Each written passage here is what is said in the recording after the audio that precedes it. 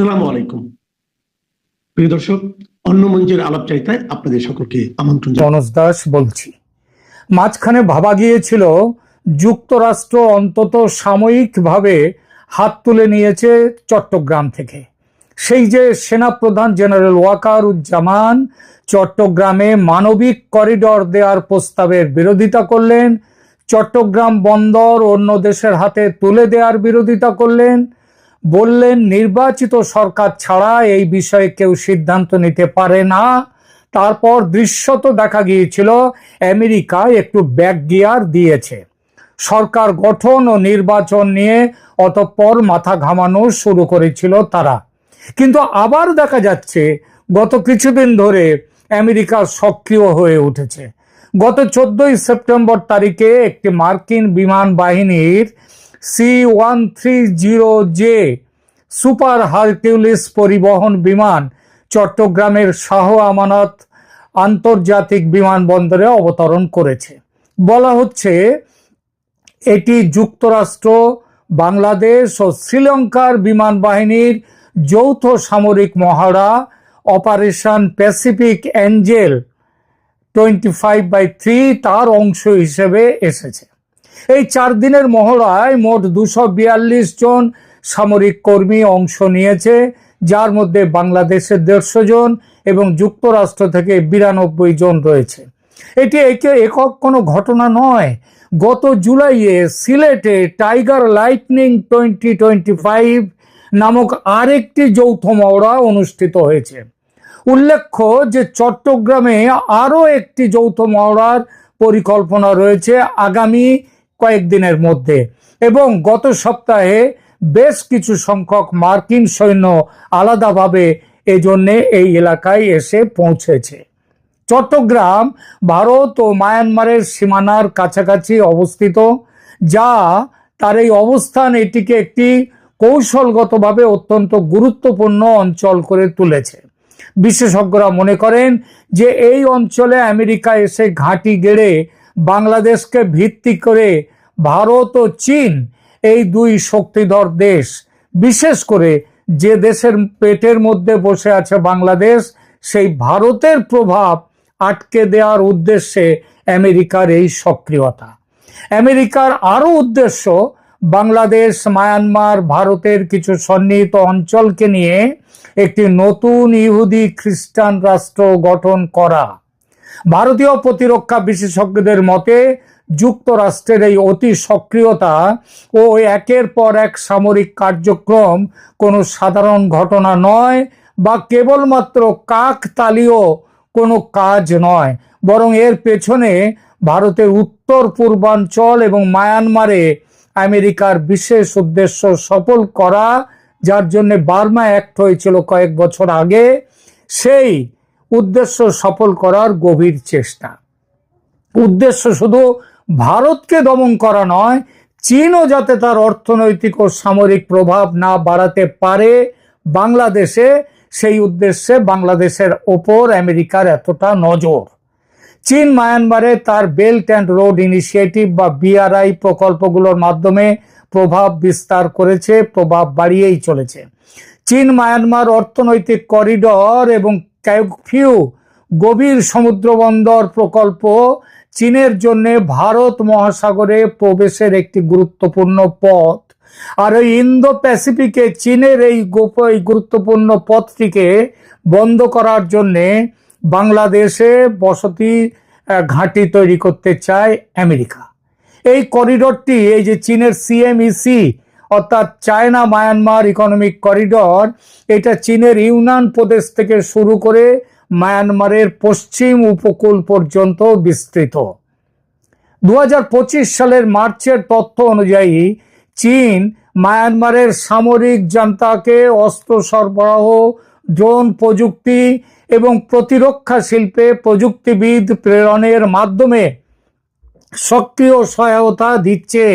এর ফলে কি হচ্ছে?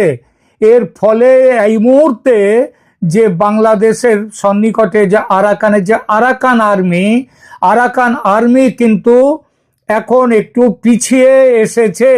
আরাকান আর্মির এই পিছিয়ে এসেছে এবং এর ফলে আবার মায়ানমারের সরকারি বাহিনী তাদের কিন্তু অগ্রগতি শুরু হয়েছে।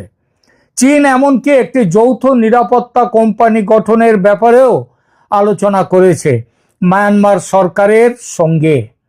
2025 সালের আগস্টে মায়ানমারের সামরিক প্রধান মিন অং ফ্লাইং তিনি চীনের সাংহাই কোঅপারেশন অর্গানাইজেশন সম্মেলনে অংশগ্রহণ করেন এবং প্রেসিডেন্ট শি জিনপিংয়ের সঙ্গে তিনি বৈঠক করেন।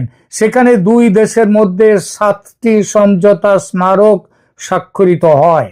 মনে হওয়া স্বাভাবিক, মায়ানমারের কাচিন অঞ্চলে রেয়ার আর্থ ম্যাটেরিয়ালসের দখল পেতে আমেরিকার পুরনো প্ল্যান চীন মায়ানমার এসব সমঝোতার কারণে বিগড়ে যেতে পারে, এই ভয়ে আমেরিকা আবার গা ঝাড়া দিয়ে উঠেছে এবং চট্টগ্রামে দখল কায়েম রাখার জন্যে হঠাৎ করেই একের পর এক যৌথ সামরিক মহড়া শুরু করে দিয়েছে।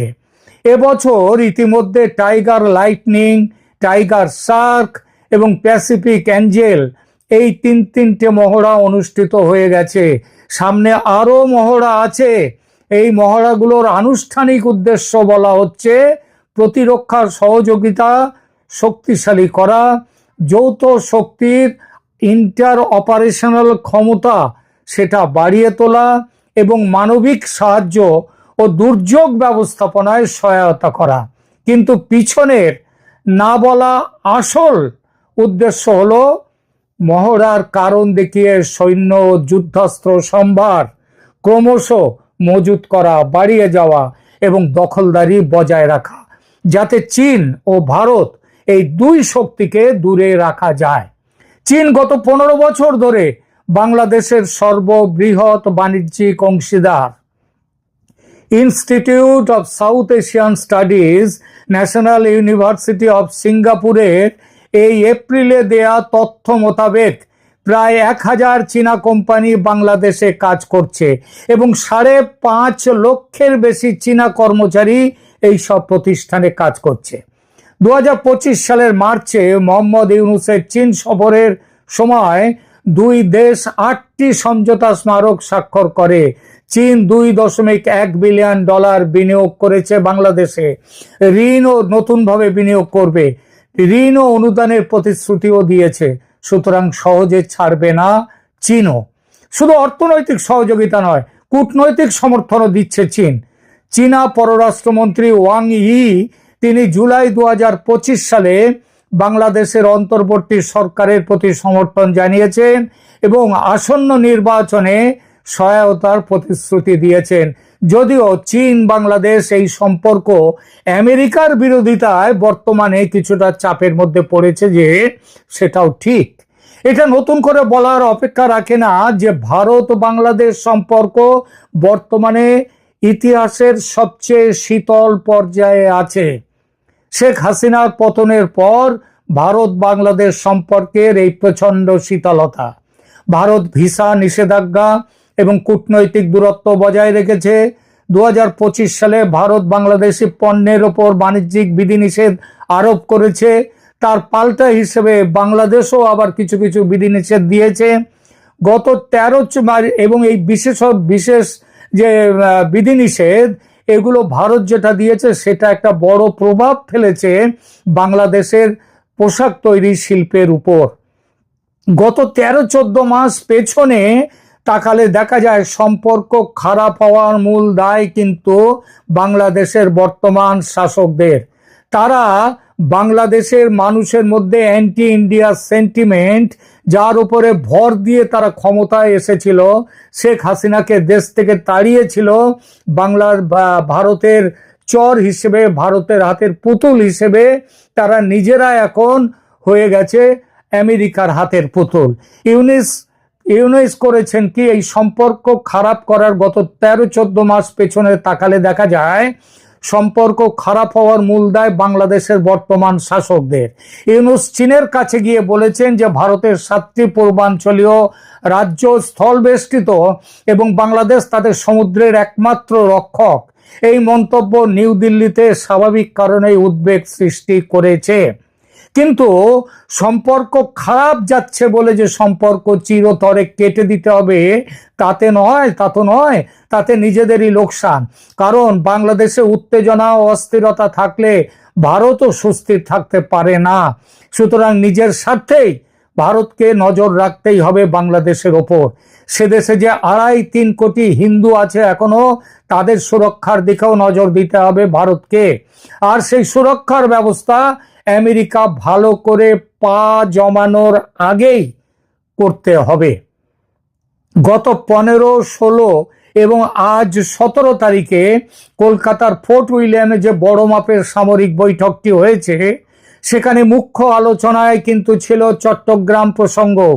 কিভাবে চট্টগ্রামে ভারত তার আধিপত্য স্থাপন করবে, এজন্য প্রয়োজনে বল প্রয়োগেও যে দ্বিধা করবে না ভারত, সেটা কিন্তু তার বার্তা বিভিন্ন সূত্র থেকে পাচ্ছি। ত্রিপুরা লাগোয়া বাংলাদেশের চিকেন স্নেক করিডরের দিকে নজর আছে। এই জন্যেই ওই করিডরটা কেটে দিলেই চট্টগ্রাম বিচ্ছিন্ন এবং ভারত ত্রিপুরার মাধ্যমে নর্থ ইস্ট থেকে সরাসরি বঙ্গোপসাগরে তাদের যাওয়া আসা চলবে। এখনো পর্যন্ত ভারত এই জন্যেই ত্রিপুরা লাগোয়া বাংলাদেশের এই করিডরের চিকেন স্নেক করিডরের দিকে এই জন্যই নজর রেখেছে। এখনো পর্যন্ত ওয়েট অ্যান্ড ওয়াচ নীতি ভারতের, দেখছে ফ্রি, ফেয়ার অ্যান্ড ইনক্লুসিভ নির্বাচনে আওয়ামী লীগ ক্ষমতায় ফেরে কিনা।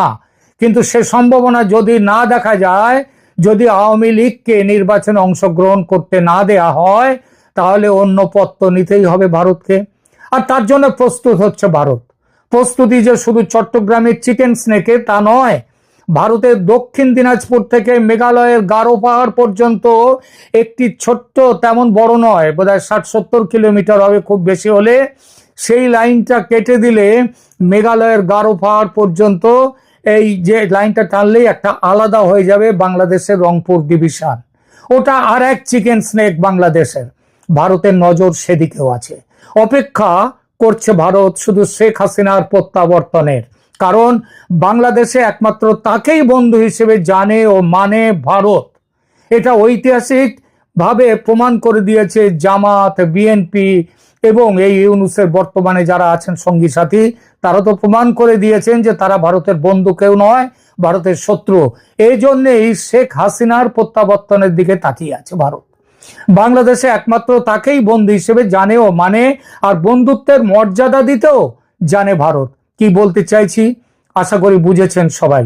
চট্টগ্রামে মার্কিন সামরিক উপস্থিতি ভারত ও মায়ানমার এবং চীন, এই সমস্ত দেশের পক্ষেই উদ্বেগের কারণ হয়ে দাঁড়িয়েছে। এই অঞ্চলে বহিরাগত শক্তিগুলোর প্রভাব বৃদ্ধি আঞ্চলিক স্থিতিশীলতার জন্য হুমকি নিয়ে এসেছে। বর্তমান পরিস্থিতিতে বাংলাদেশ তাই প্রকৃতপক্ষে 3টি পরাশক্তির প্রতিযোগিতার কেন্দ্রভূমিতে, কেন্দ্রবিন্দুতে অবস্থান করছে। বাংলাদেশ, তুমি কার? যুক্তরাষ্ট্রের চট্টগ্রামে বর্ধিত সামরিক কার্যক্রম, চীনের মায়ানমারে ক্রমবর্ধমান প্রভাব এবং ভারতের আঞ্চলিক নিরাপত্তা উদ্বেগ, এই 3টি বিষয় একসঙ্গে দক্ষিণ এশিয়ায় একটি জটিল ভূ রাজনৈতিক পরিস্থিতির সৃষ্টি করেছে এবং বাংলাদেশ হচ্ছে যার কেন্দ্রস্থল। সুতরাং প্রশ্ন এখানেই, বাংলাদেশ তুমি কার? কেউ সহজে তার দখল ছাড়তে যাবে না। শুধু মাঝখান দিয়ে বাংলাদেশ আর বাংলাদেশের থাকবে না। এখনকার মতো এখানেই রাখছি। ভালো থাকবেন। ধন্যবাদ।